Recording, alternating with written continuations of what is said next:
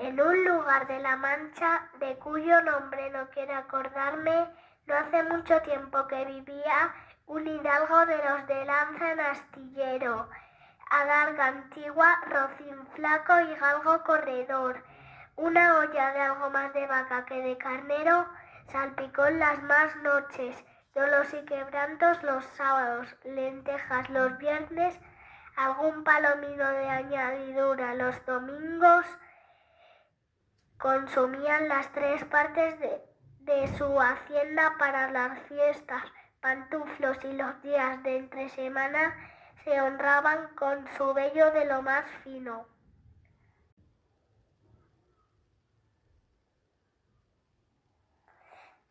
Tenía en su casa una ama que pasaba de los 40 y una sobrina que no llegaba a los 20 y un mozo de caza y plaza que ensillaba el rocín.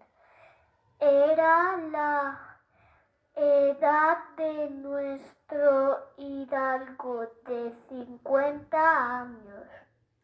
Era de complexión recia y seco de carne, enjuto de rostro, gran madrugador y amigo de la caza. Después de saber que este sobredicho hidalgo los ratos que estaba ocioso, que eran muchos al año, se daba a leer libros de caballerías con tanta afición y gusto, que olvidó casi del todo el ejercicio de la caza y la administración de su hacienda, y llegó a tanto su curiosidad y desatino en esto, que vendió muchas fanegas de tierra de sembradura para comprar libros de caballería en que leer, y así llevó a su casa todos cuanto pudo. Se enfrascó tanto en su lectura que se le pasaban las noches leyendo de claro en claro y todos los días de turbio en turbo, y así del poco dormir y del mucho reír se le secó el cerebro, de manera que vino a perder el juicio.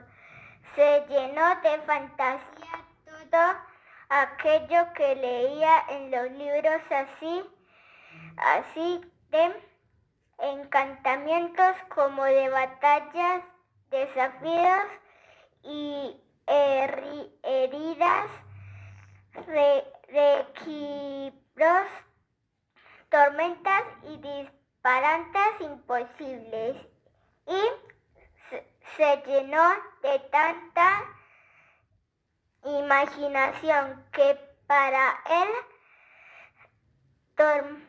era verdad toda aquella máquina de sueños que leía, y no había otra historia más cierta en el mundo. Rematado ya su juicio, vino a dar el más extraño pensamiento que jamás dio loco en el mundo, y fue que le pareció conveniente y necesario, así como para el aumento de su honra, hacerse caballero andante, e irse por todo el mundo con sus armas y caballo a buscar las aventuras y a ejercitarse en todo aquello que él había leído de los caballeros andantes, poniéndose en ocasiones en peligros, pero cobrándose eterno nombre y fama. Y lo primero que hizo fue enviar unas armas que habían sido de sus bisabuelos, que, tomadas de orín y llenas de moho, muchos siglos había que estaban puestas y olvidadas en un rincón. Las limpió lo mejor que pudo, pero vio que tenían una gran falta, y era que no tenían celada de encaje, sino morrión simple. Entonces de cartones hizo media celada, que encajada con el morrión hacía una apariencia de celada entera. Fue luego a ver su rocín, y aunque tenía más cuarto que un real y más tachas que el caballo de Jonela, le pareció que ni el bucéfalo de Alejandro ni Babieca, el del Cid, con él se igualaban. 4 días se le pasaron en imaginar qué nombre le pondría, porque según se decía él a sí mismo, no era razón que caballo de caballero tan famoso y tan bueno él por sí estuviese sin nombre conocido. Y así, después de muchos nombres que formó, borró y quitó, añadió, deshizo y tornó a hacer en su memoria e imaginación. Al fin le vino a llamar Rocinante, un nombre a su parecer alto, sonoro y significativo de lo que había sido cuando fue Rocín, antes de lo que era ahora, que era antes y primero de todos los rocines del mundo. Puesto nombre tan a su gusto a su caballo, quiso ponérsele a sí mismo, y en ese pensamiento duró otros 8 días, y al cabo se vino a llamar Don Quijote. Así quiso, como buen caballero, añadir al suyo el nombre de la suya, y llamarse Don Quijote de la Mancha, aunque a su parecer declaraba muy al vivo su linaje y patria, y la honoraba con tomar el sobrenombre de ella. Ya está.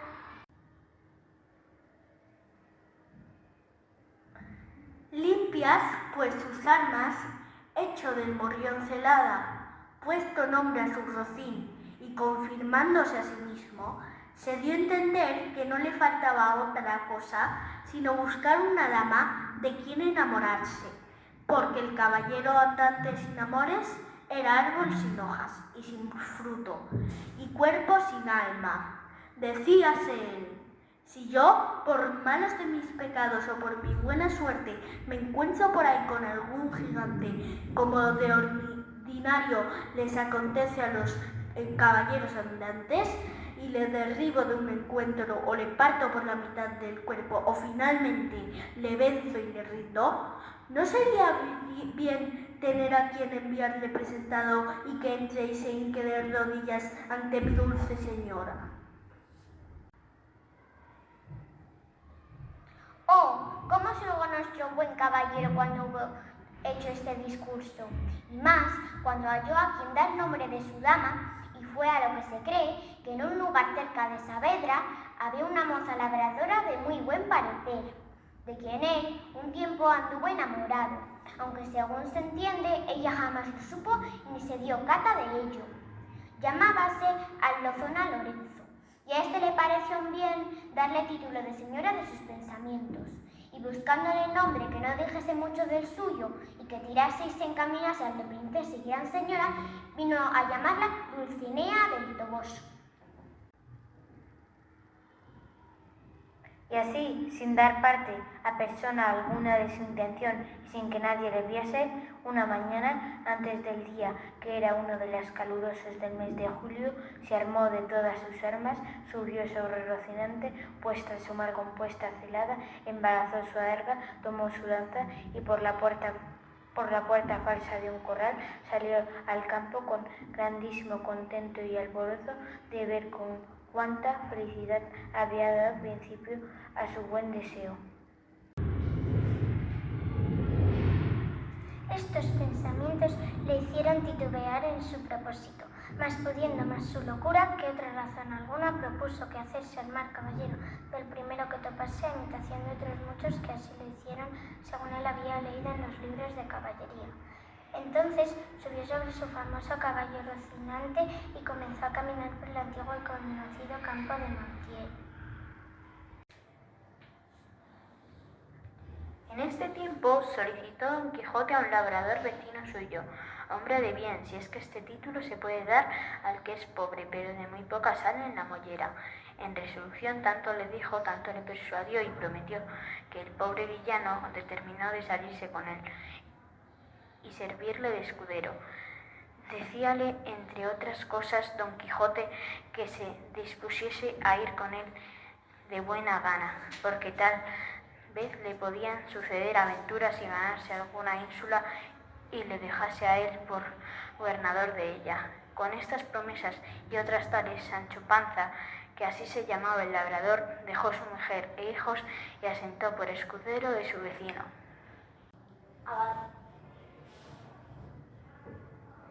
Ya luego Don Quijote ordena buscar dineros, y vendiendo una cosa y empeñando otra, y malbaratándolas todas. Llegó a una razonable cantidad, acomodóse a sí mismo. Don Quijote de la Mancha que pidió prestada a un su amigo y pertrechando su rota celada lo mejor que pudo. Avisó a su escudero, a Sancho, del día y la hora que pensaba ponerse en camino, para que él se acomodase de lo que viese que más le era menester. Sobre todo, él encargó que llevase alforjas. Él dijo que sí llevaría, y que pensaba llevar un asno que tenía, muy bueno, porque él no estaba ducho a andar mucho a pie. En lo que del asno reparó un poco Don Quijote, imaginando si algún caballero andante había traído escudero, caballero, asnalmente, pero nunca le vino alguno a la memoria. Mas, con todo esto, determinó que le llevase.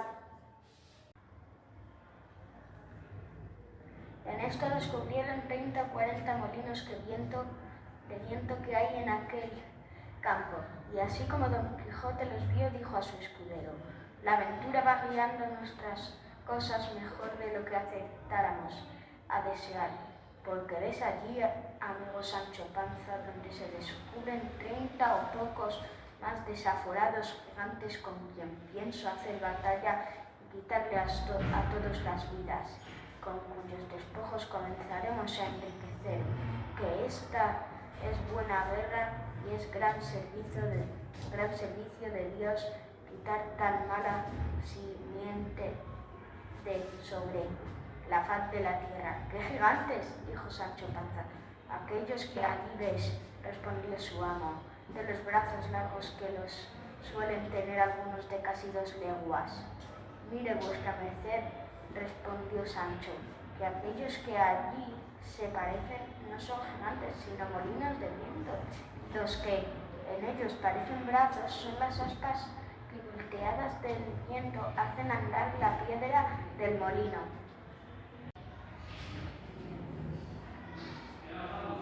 Bien parece, respondió Don Quijote, que no estás cursado en esto de las aventuras. Ellos son gigantes y si tienes miedo quítate de ahí y ponte en oración en el espacio que yo voy a entrar con ellos en fiera y desigual batalla. Y diciendo esto dio de espuelas a su caballo Rocinante sin atender a las voces de su escudero Sancho. Le daba advirtiéndole que sin duda alguna eran molinos de viento y no gigantes aquellos que iba a acometer, pero él iba tal puesto en que eran gigantes que ni oía las voces de su escudero Sancho, ni echaba de ver, aunque estaban ya bien cerca, lo que eran antes, iba diciendo en voces altas: no cobardes y viles criaturas, que un solo caballero es el que os acomete. Levantándose en esto un poco de viento y las grandes aspas comenzaron a moverse, lo cual, visto por Don Quijote, dijo: pues aunque mováis más brazos que los del gigante Briareo, me lo habéis de pagar. Y en diciendo esto y encomendándose de todo corazón a su señora Dulciana, pidiéndole que en tal trance le socorriese, bien cubierto de su rodela, con la lanza en el ristre, arremetió a todo el galope de Rocinante. y embistió con el primer molino que estaba delante, y dándole una lanzada en el aspa, le volvió el viento con tanta furia que hizo la lanza pedazos, llevándose tras sí al caballo y al caballero, que fue rodando muy maltrecho por el Don Quijote de la Mancha. Acudió Sancho Panza a socorrerle a todo el correr de su asno, y cuando llegó halló que no se podía menear, tal fue el golpe que dio con el Rocinante. «Válgame Dios», dijo Sancho, «¿no le dije yo a vuestra merced que mirase bien lo que hacía, que no eran sino molinos de viento?» Y no lo podía ignorar, sino quien llevase otros tales en la cabeza. «Calla, amigo Sancho», respondió Don Quijote, «que las cosas de la guerra, más que otras, están sujetas a continua mudanza.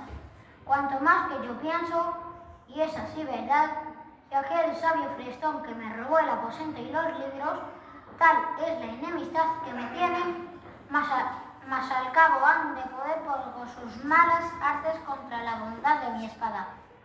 «Dios lo haga como puede», respondió Sancho Panza, y, ayudándole a levantar, tornó a subir sobre el Rocinante, que medio espaldado estaba, y hablando en la espada aventura, siguieron en el camino del puerto Lápice, porque allí decía Don Quijote que no era posible dejar de hallarse muchas y diversas aventuras, por ser lugar muy pasajero.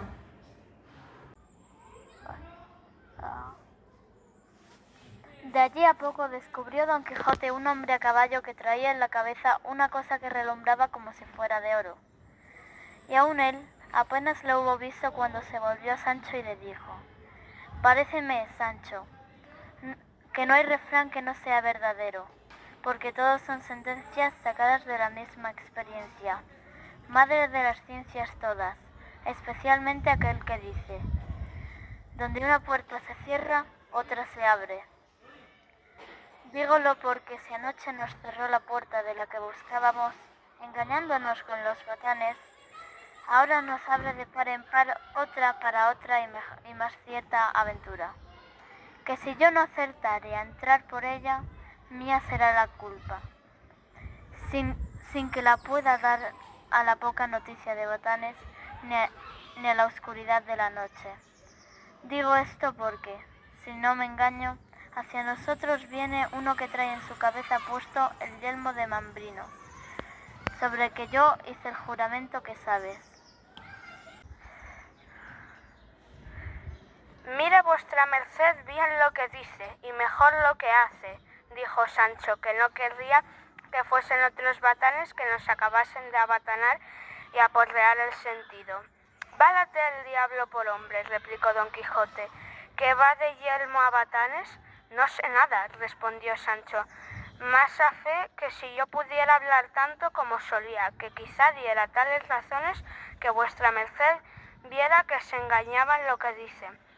«¿Cómo me puede engañar en lo que digo, traidor escrupuloso?», dijo Don Quijote. «Dime, ¿no ves aquel caballero que hacia nosotros viene sobre un caballo lucio rodado que trae puesto en la cabeza un yelmo de oro?» «Lo que yo veo», respondió Sancho, «no es sino un hombre sobre un asno pardo, como el mío, que trae sobre la cabeza una cosa que relumbra». «Pues ese es el yelmo de Membriño», dijo Don Quijote. «Apártate una parte y déjame con él a solas. Verás cuán sin hablar palabra concluyó esta aventura y queda por mí el yelmo que tanto he deseado». «Yo me tengo en cuidado en apartarme», replicó Sancho. «Más quiera Dios», tornó a decir, «que orégano sea y no batanes». «Ya os he dicho, hermano, que no me mentéis más eso de los batanes», dijo Don Quijote, «que voto, y no digo más, que os batanee el alma». Calló Sancho, ante temor a que su amo no cumpliese el voto, que le había echado redondo como una bola.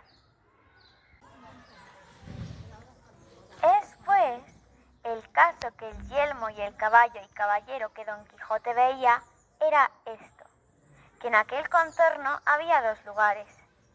El uno tan pequeño que ni tenía ni botica ni barbero, y el otro que estaba junto a él, sí, y así el barbero del mayor servía al menor. en el cual tuvo necesidad un enfermo de desangrarse y el otro de hacerse la barba, para lo cual venía el barbero y traía una bacía de azofar, y quiso la suerte que, al tiempo que venía, comenzó a llover, y porque no se le manchase el sombrero, que debía ser nuevo, se puso la bacía sobre la cabeza, y como estaba limpia, desde media legua relumbraba. Venía sobre un asno pardo, como Sancho dijo, y esta fue la ocasión que a Don Quijote le pareció caballo rucio, rodado y caballero y yelmo de oro, que todas las cosas que venía con mucha facilidad las acomodaba a sus desvariadas caballerías y malandantes pensamientos.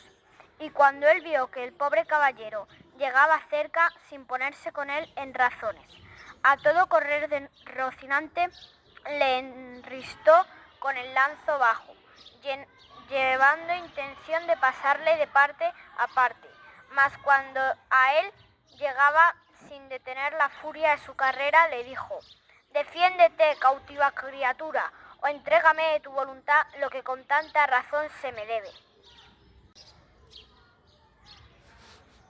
El barbero, que sin tan pensarlo ni temerlo vio venir aquella fantasma sobre sí, no tuvo otro remedio para poder guardarse el golpe de la lanza, si no fue el dejarse caer del asno abajo, y no hubo tocado el suelo cuando se levantó más ligero que un gamo y comenzó a correr por aquel llano, que no le alcanzará el viento, dejándose la bacía en el suelo, con la cual se contentó Don Quijote y dijo que el pagano había andado discreto y que había imitado al castor, el cual, viéndose acosado por los cazadores, se taraza con los dientes porque sabe que es perseguido. Mandó a Sancho Panza que alzase el yelmo, el cual tomándola en las manos dijo: «Por Dios, que la bacía es buena, que vale un real de 8 como un maravedí». «Prosigue adelante», dijo Don Quijote. «Llegaste y... ¿qué hacía aquella reina de hermosura? A buen seguro que la hallaste insertando perlas o bordando con oro de cautriño para este su cautivo caballero». «No la hallé», respondió Sancho, «sino echando 2 fanegas de trigo en un corral de su casa». «Pues haz cuenta», dijo Don Quijote, «que los granos de aquel trigo eran granos de perlas tocados de sus manos.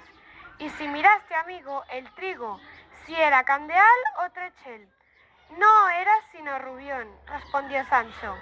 «Pues yo te aseguro, Don Quijote, que echado por sus manos hizo pan candeal, sin duda alguna. Pero pasa adelante, cuando le diste mi carta, ¿besóla, púsosela sobre la cabeza? ¿Hizo alguna ceremonia digna de tal carta o qué hizo?» «Cuando yo se la iba a dar», respondió Sancho, «ella estaba en la fuga del meneo de una buena parte de trigo que tenía en la criba y díjome: poned, amigo, esa carta sobre aquel costal, que no la pudo leer hasta que acabe de acribar todo lo que aquí está». «Discreta señora», dijo Don Quijote, «eso debió ser por leerla despacio y recrearse con ella. Adelante, Sancho, y que tanto que estaba en su menester, ¿qué coloquizo pasó contigo? ¿Qué te preguntó de mí? ¿Y tú? ¿Qué le respondiste? Acaba contándomelo todo, no sé que te quede en el tintero una mínima». «Ella no me preguntó nada», dijo Sancho, «mas yo le dije de la manera que vuestra merced por su servicio quedaba haciendo penitencia, desnudo, durmiendo en el suelo, sin comer pan a manteles, ni sin peinarse la barba, llorando y maldiciendo su fortuna». «En decir que maldecía mi fortuna dijiste mal», dijo Don Quijote, «porque antes la bendigo y bendeciré todos los días de mi vida por haberme hecho digno de merecer amar tan alta señora como Dulcinea del Toboso». «Tan alta es», respondió Sancho, «que a buena fe me lleva a mí más de un coto, Pues, ¿cómo, Sancho?, dijo Don Quijote. ¿Te has medido tú con ella? Medirme en esta manera, respondió Sancho, que llegándole a ayudar a poner un costal de trigo sobre un jumento, llegamos tan juntos que eché de ver que me llevaba más un gran palmo. Pues en verdad, replicó Don Quijote, que no acompaña esa grandeza y la adorna con 1000 millones de gracias del alma. Pero no me negarás, Sancho, una cosa. Cuando llegaste junto a ella, ¿no sentiste un olor sabeo, una fragancia aromática y un no sé qué de bueno que yo no acierta dalle nombre? Digo, un tufo como si estuvieras en la tienda de algún curioso guantero. Lo que sé decir, dijo Sancho, es que sentí un olorcillo algo hombrumo, y debería ser ella, con el mucho ejercicio, estaba sudada y algo correosa. No sería eso, replicó Don Quijote, sino que tú deberías de estar romadizado, o te debiste doler a ti mismo, porque yo sé bien a lo que huele aquella rosa entre espinas, aquel lirio de campo, aquel ámbar desleído. Todo puede ser, replicó Sancho, que muchas veces sale de mí aquel olor que entonces me pareció que salía de su merced de la señora Dulcinea. Pero no hay que maravillarse, que un diablo parece a otro. Y bien, prosiguió Don Quijote, he aquí acabo de limpiar su trigo y de enviarlo al molino. ¿Qué hizo cuando leyó la carta? La carta, dijo Sancho, no la leyó, porque dijo que no sabía leer ni escribir.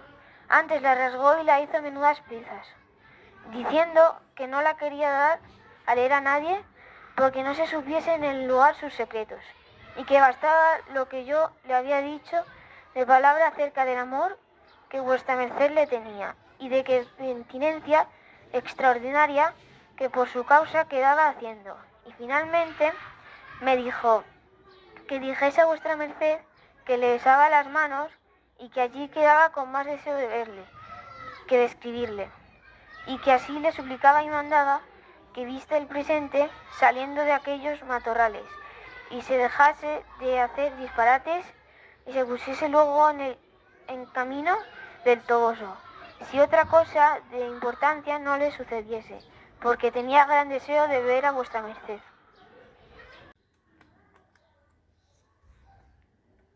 Ríose mucho cuando le dije cómo se llamaba vuestra merced, el caballero de la triste figura. Pregúntele si había ido allá al vizcaíno de Marras. Díjome que sí, y que era un hombre muy de bien. También le pregunté por los galeotes, mas díjome que no había visto hasta entonces alguno. Todo va bien hasta ahora, dijo Don Quijote, pero dime, ¿qué joya fue la que te dio al despedirte por las nuevas que de mí la llevaste? Porque es usada y antigua costumbre entre los caballeros y damas andantes, dar a los escuderos, doncellas o enanos que les llevan nuevas, de sus damas a ellos, y ellas de sus andantes alguna rica joya en albrizaz, en agradecimiento de su recado. Bien, puede eso ser así, y yo le tengo por buena usanza, pero eso debió de ser en los tiempos pasados, que ahora solo se debe de acostumbrar a dar un pedazo de pan y queso, que eso fue lo que me dio mi señora Dulcinea, por las bardas de un corral cuando ella me despedí, y aún, por más señas, era un queso jovenudo. Es liberal en extremo, dijo Don Quijote, y si no te dio la joya de oro, sin duda debió de ser porque no la tendría allí a la mano para dártela. Pero buenas son mangas después de Pascua. Yo la veré y se satisfará todo. ¿Sabes de qué estoy maravillado, Sancho? De que me parece que fuiste y viniste por los aires, pues poco más de 3 días has tardado en ir y venir desde aquí a Toboso, habiendo de aquí allá más de 30 leguas. Por lo cual me doy a entender que aquel sabio nigromante que tiene cuenta con mis cosas y es mi amigo, porque por fuerza le hay y le ha de haber, so pena que yo no sería buen caballero andante. Dijo que este tal te debió de ayudar a caminar sin que tú lo sintieses.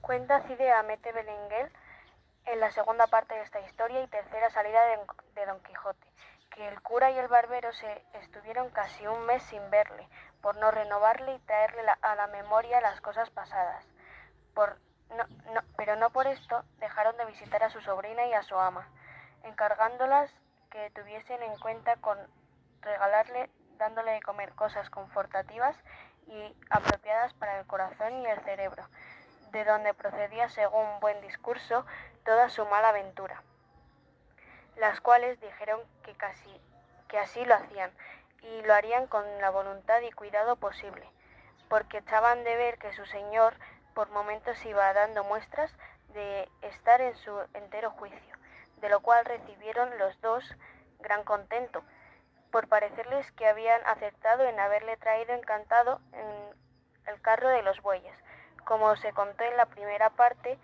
de esta tan grande como puntual historia, en su último capítulo, y así determinaron de visitarle y hacerle experiencia a su mejoría, aunque tenía casi por imposible que la tuviese, y acordaron de no tocarle en ningún punto de la andante caballería, por no ponerse a peligro de descoser los de la herida, que tan tiernos estaban.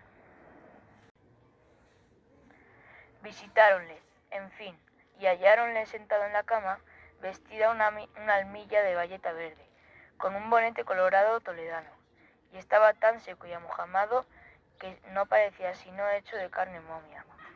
Fueron del muy bien recibidos, preguntáronle por su salud, y él dio cuenta de sí, y ella con mucho juicio y con muy elegantes palabras, y en el discurso de su plática vinieron a tratar en esto que llamaban razón del estado y modos de gobierno, enmendando este abuso y condenando aquel, reformando una costumbre y desterrando otra, haciéndose cada uno de los tres un nuevo legislador, un licurgo moderno o un solón flamante, y de tal manera renovaron la república, que no pareció sino que le habían puesto en una fragua, y sacando otra de la que pusieron, habló Don Quijote con tanta discreción en todas las materias que se tocaron, que los dos examinadores creyeron indudablemente que estaba del todo bueno y en su entero juicio.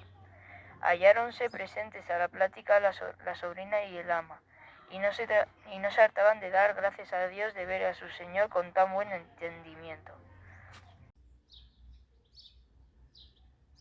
A este tiempo llamaron a la puerta, y preguntando quién llamaba, respondió Sancho Panza que él era. Y apenas le hubo conocido el ama, corrió a esconderse por no verle, ya que tanto le aborrecía. Abrióle la sobrina, se alió a recibirle con los brazos abiertos a su señor Don Quijote, y encerrándose los dos en su aposento, tuvieron otro coloquio. Apenas vio el ama que Sancho Panza se encerraba con su señor Don Quijote, cuando dio en la cuenta de sus tratos, e imaginando que de aquella consulta había de salir la resolución de su tercera salida. Y tomando su manto, toda llena de congoja y pesadumbre, se fue a buscar a bachiller Sansón Carrasco, pareciéndole que por ser bien hablado y amigo fresco de su señor, le podría persuadir a que dejase tan desvariado propósito. Les halló paseándose por el patio de su casa, y viéndole se dejó caer ante sus pies. Cuando la vio Carrasco con muestras tan doloridas y sobresaltadas, le dijo: «¿Qué es esto, señora ama? ¿Qué le ha acontecido? Que parece que se le quiere arrancar el alma». «No es nada, señor Sansón mío, sino que mi amo se sálese sin duda». «¿Y por dónde se sale, señora?», preguntó Sansón. ¿Hasele roto alguna parte de su cuerpo? «No se sale», respondió ella, «sino por la puerta de su locura. Quiero decir, señor bachiller de mi ánima, que quiere salir otra vez, que con esta será la tercera, a buscar por ese mundo lo que él llama aventuras, que yo no puedo entender cómo les da este nombre. La vez primera nos devolvieron atravesados sobre un jumento molido a palos. La segunda vino en un carro de bueyes metido y encerrado en una jaula, a donde él se daba a entender que estaba encantado, y venía tal el triste que no le conociera la madre que le parió, flaco, amarillo, los ojos hundidos en los últimos camaranchones del cerebro, que para verle volver algún tanto en sí gasté más de 600 huevos, como lo sabe Dios y todo el mundo, y mis gallinas que no me dejarán mentir». «Eso creo yo muy bien», respondió el bachiller, «que ellas son tan buenas, tan gordas y tan bien criadas, que no dieran una cosa por otra si reventasen. En efecto, señora ama, ¿no hay otra cosa, ni ha sucedido otro desmán alguno, sino el que se teme que quiera hacer el señor Don Quijote?» «No, señor», respondió ella. «Pues no tenga pena», respondió el bachiller, «si no vayas enhorabuena a su casa y tenga aderezada a almorzar alguna cosa caliente, y de camino vaya rezando la oración de Santa Polonia si es que la sabe, que yo iré luego allá y verá maravillas. Cuitada de mí, replicó el ama. ¿La oración de Santa Apolonia dice vuestra merced que rece? Eso fuera si mi amo lo hubiera de las muelas, pero no lo ha, sino de los cascos. Yo sé lo que digo, señora ama. Váyase y no se ponga a disputar conmigo, pues sabe que soy bachiller por Salamanca, que no hay más que bachillear, respondió Carrasco. Y con esto se fue el ama y el bachiller fue luego a buscar al cura a comunicar con él lo que sería su tiempo. En el que estuvieron encerrados Don Quijote y Sancho, pasaron las razones que con mucha puntualidad y verdadera relación cuenta la historia. Dijo Sancho a su amo: Señor, ya yo tengo reducida a mi mujer a que me deje ir con vuestra merced a donde quisiera llevarme. Reducida es de decir, Sancho, dijo Don Quijote, que no reducida. Una o dos veces, respondió Sancho, si mal no me acuerdo, he suplicado a vuestra merced que no me enmiende los vocablos, sé que se entiende lo que quiero decir en ellos, y que cuando no los entienda diga: Sancho, o diablo, no te entiendo. Y si yo me declarare, entonces podrá enmendarme que yo soy tan fócil. En resolución, en aquellos 3 días, Don Quijote y Sancho se acomodaron de lo que les pareció convenirles, y habiendo aplacado Sancho a su mujer y Don Quijote a su sobrina y a su ama, al anochecer, sin que nadie lo viese, sino el bachiller, que quiso acompañarles media legua del lugar, se pusieron en su camino del Toboso, Don Quijote sobre su buen Rocinante y Sancho sobre su antiguo rucio, proveídas las alforjas de cosas tocantes a la bucólica y la bolsa de dineros que le dio Don Quijote para lo que se ofreciese. Abrazóle Sansón y suplicóle le avisase de su buena o mala suerte para alegrarse con esta o entristecerse con aquella, como las leyes de su amistad pedían. Prometióselo Don Quijote, dio Sansón la vuelta a su lugar y los dos tomaron de la gran ciudad del Toboso. Solo quedaron Don Quijote y Sancho, y apenas hubo apartado Sansón, cuando comenzó a relinchar Rocinante y a suspirar el rucio, que de entrambos, caballero y escudero, fue tenido a buena señal y por felicísimo agüero. Sancho, amigo, la noche se nos va entrando a más andar, y con más oscuridad de la que habíamos menester, para alcanzar a ver con el día el Toboso, a donde tengo determinado de ir antes de que en otra aventura me ponga, y allí tomaré la bendición y buena licencia de la sin par Dulcinea, con la cual licencia pienso y tengo por ciento de acabar y dar fin a toda peligrosa aventura, porque ninguna cosa de esta vida hace más valientes a los caballeros andantes que verse favorecidos de sus damas. Yo así lo creo, respondió Sancho, pero tengo dificultoso que vuesa merced pueda hablarla ni verse con ella, en parte a lo menos que pueda recibir su bendición, si ya no se la echa desde las bardas del corral por donde yo la vi a la primera vez, cuando la llevé la carta donde iban las nuevas de las andanzas y locuras que vuestra merced quedaba haciendo en el corazón de Sierra Morena. ¿Bardas del corral se te antojaron aquellas, Sancho? Dijo Don Quijote. ¿A dónde o por dónde viste aquella jamás bastantemente alabada gentileza y hermosura? No debían de ser sino galerías o corredores o lonjas o como las llaman, de ricos y reales palacios. Como las cosas humanas no son eternas, yendo siempre en declinación de sus principios hasta llegar a su último fin, especialmente en la vida de los hombres, como la de Don Quijote no tuviese privilegio del cielo para detener el curso de la suya, llegó su fin y acabamiento, cuando él menos lo pensaba, porque o ya fuese por la melancolía que le causaba al verse vencido, o ya por la disposición del cielo, que así lo ordenaba, se le arraigó una calentura, que le tuvo 6 días en la cama, en los cuales fue visitado muchas veces del cura, el bachiller y el barbero, sus amigos, sin quitársele de encima de la cabecera Sancho Panza, su buen escudero.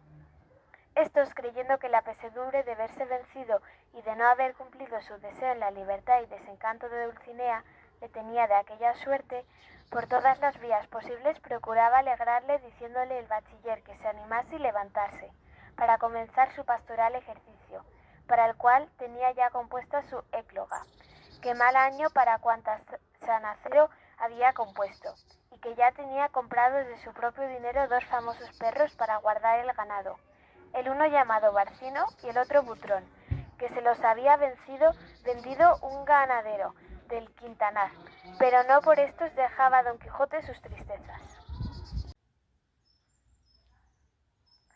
Llamaron sus amigos al médico. Tomóle el pulso y no le contentó mucho, y dijo que, por sí o por no, atendiese a la salud de su alma, porque la del cuerpo corría peligro. Oyólo Don Quijote con ánimo sosegado, pero no lo oyeron así su ama, su sobrina y su escudero, los cuales comenzaron a llorar tiernamente, como si ya le tuvieran muerto delante. Fue el parecer del médico que melancolías y desabrimientos le acababan. Rogó Don Quijote que le dejasen solo, porque quería dormir un poco. Hiciéronlo así y durmió de un tirón, como dicen, más de 6 horas, tanto que pensaron el ama y la sobrina que se había de quedar en el sueño. Despertó al cabo del tiempo dicho, y dando una gran voz dijo: «Bendito sea el poderoso Dios que tanto bien me ha hecho». En fin, sus misericordias no tienen límite, ni las abrevian ni las impiden los pecados de los hombres. Estuvo atenta la sobrina a las razones del tío, y pareciéronle más concertadas que él solía decirlas, a lo menos en aquella enfermedad, y preguntóle: «¿Qué es lo que vuesa merced dice, señor? ¿Tenemos algo de nuevo? ¿Qué misericordias son estas, o qué pecados de los hombres?» «Las misericordias», respondió Don Quijote, «sobrina, son las que en este instante ha usado Dios conmigo, a quien, como dije, no las impiden mis pecados. Yo tengo juicio ya, libre y claro, sin las sombras caliginosas de la ignorancia, que sobre él me pusieron mi amarga y continua leyenda de los detestables libros de las caballerías».